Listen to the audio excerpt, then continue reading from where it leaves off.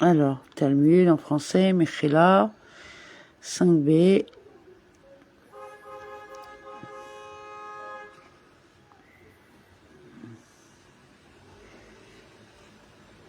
Il pleut ou quoi? Il a plu?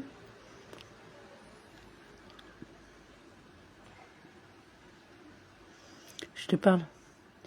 DAF 5b. Alors, si tel est le cas, on peut dire que la Mishnah ici n'est pas non plus exacte. Par conséquent, on ne peut pas en déduire que la larote d'abus s'applique uniquement lorsque ceux qui n'étaient pas aptes au service du temple collectaient le sang. Au contraire, les larotes de mauvaise utilisation sont en vigueur même si ceux qui ont collecté le sang étaient aptes et ceux qui l'ont aspergé étaient inaptes. Ce qui signifie que l'expression une période d'aptitude peut faire référence à l'aptitude à consommer la viande de l'offrande. Rabassi de Marbeni a dit, si oui, que la Mishnah n'est pas exacte, pourquoi ai-je besoin du Tana pour enseigner deux Mishnayot de manière inexacte?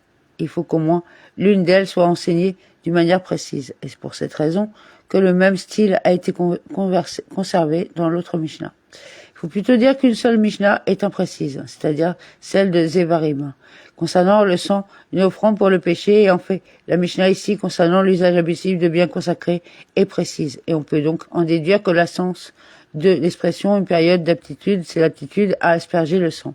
Et quant à la Mishnah de Zevarim, de Marbeni, qui parle de ceux qui ne sont pas aptes à recueillir le sang, bien que la même halara s'applique ceux qui sont aptes à le recueillir, voici ce qu'elle nous enseigne. Ceux qui sont pas aptes au temple, service à collecter une partie du sang et rendre le sang, y compris celui qui n'a pas collecté comme le reste. Le sang a le même statut que le reste du sang d'une offrande convenable après qu'une partie de son sang a été aspergée sur l'autel. Et par conséquent, il enseigne à propos d'un cas où le sang a été collecté dans deux récipients, que même si le prêtre qui était inapte a collecté le sang et l'asperger, qu'un prêtre qui était apte a ensuite collecté le sang et l'asperger, l'aspersion du prêtre apte est considérée comme s'il n'avait rien fait. Quelle est la raison pour ça? La raison en est que le sang est considéré comme un reste. La Gemara objecte. Mais Resh Laski de Marbeni n'a-t-il pas demandé à Rabbi Yohanan de Marbeni, dans le cas d'un individu inapte au service du temple, qui a aspergé le sang, quelle est la lara concernant le sang restant? Le fait qu'il ait aspergé une partie du sang rend-il le sang restant un restant? Et Rabbi Yohanan de Marbeni lui répondit, il n'y a pas de cas d'aspersion invalide qui rend le reste du sang restant, sauf dans le cas où il a aspergé le sang avec l'intention de consommer l'offrande au-delà de l'heure désignée, ou en dehors de la zone désignée. Dans ces cas-là, cela est considéré comme une aspersion significative, car cette aspersion effectuée avec une intention inappropriée entraîne l'acceptation, c'est-à-dire qu'il est considéré comme une aspersion valable en ce qui concerne le rendu de la viande du cochon d'offrande. La Gemara analyse la déclaration du Rabbi Yohanan de Marbeni. Quoi n'est-il pas vrai que lorsqu'il dit que seule l'intention du pigoule rend les restes du sang, cela exclut les aspersions effectuées par un prêtre inapte? Si tel est le cas, cela signifierait qu'un prêtre inapte ne restitue pas le reste du sang. Ce qui contredit l'opinion du Rabassi de Marbeni. La Gemara rejette ses conclusions. Non, même un prêtre inapte rend les restes de sang. La Gemara objecte, mais Rabbi Yohanan de Marbeni a enseigné de manière générale. Il n'y a pas de problème d'aspersion invalide qui rend les restes de sang restants, sauf dans le cas où il a aspergé le sang avec l'intention de consommer l'offrande au-delà de son temps désigné et en dehors de sa zone désignée.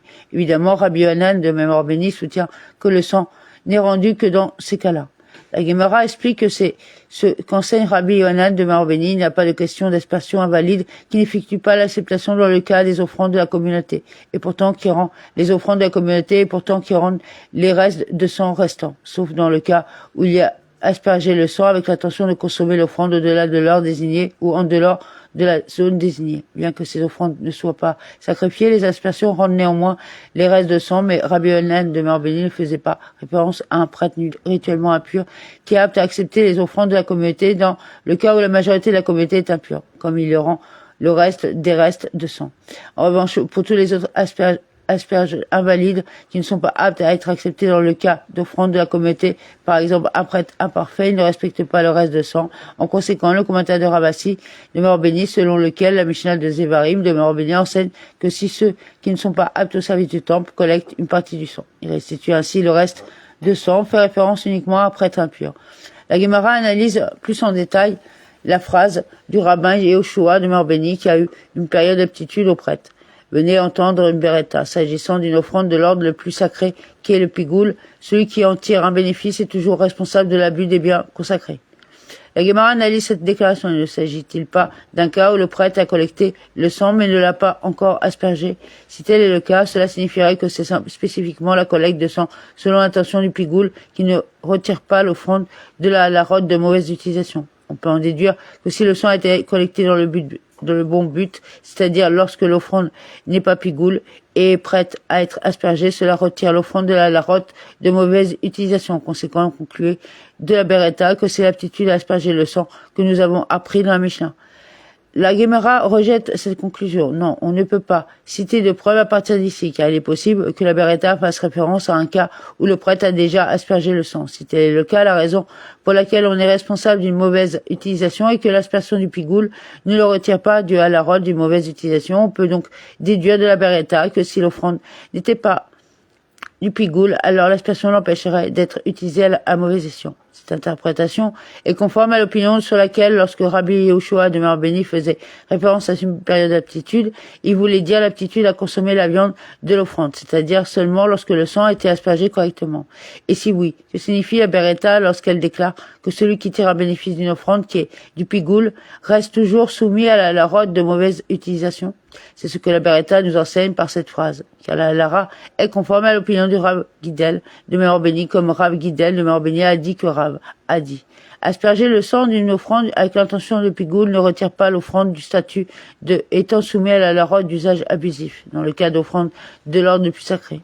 De la même manière, un tel aspersion n'expose pas les portions sacrificielles des offrandes de moindre sainteté au statut de la rote de mauvaise utilisation.